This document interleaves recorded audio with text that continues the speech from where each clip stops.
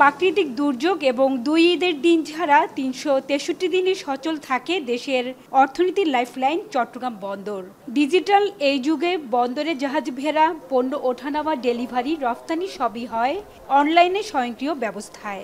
আর পণ্য ডেলিভারির আগে আমদানি চালানের শুল্কায়ন, বন্দরের গেইটে শুল্ক পরিশোধের নথি যাচাই সবই হয় অনলাইনে এনবিআরের এসআইকুড়া ওয়ার্ল্ডের সার্ভারে। কিন্তু টানা ৪ দিন ইন্টারনেট পরিষেবা বন্ধ থাকায় চট্টগ্রাম বন্দর দিয়ে পণ্য আমদানি রফতানি সংকটে পড়ে।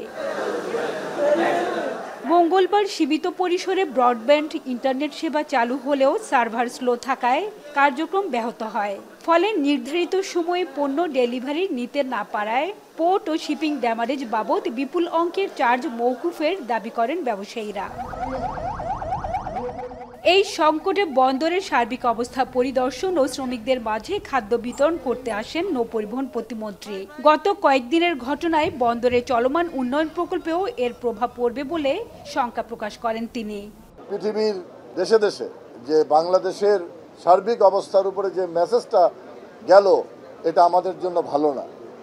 আমি জানি না যাদের সঙ্গে আমরা এই প্রকল্পগুলো বাস্তবায়ন করব, তারা এই বিষয়গুলো কিভাবে দেখে আমাদের সঙ্গে কাজ করবে, এটা পরবর্তীতে আলোচনা না করে আমি এই মুহূর্তে বলতে পারি।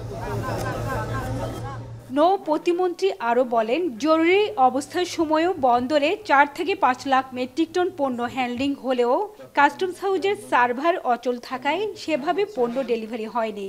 ব্যবসায়ীদের আর্থিক ক্ষতি স্বীকার করে জানান, তথ্য প্রমাণ সহ যথাযথভাবে দাবি উপস্থাপন করা হলে চট্টগ্রাম বন্দর কর্তৃপক্ষ চার্জ মওকুফ করবে।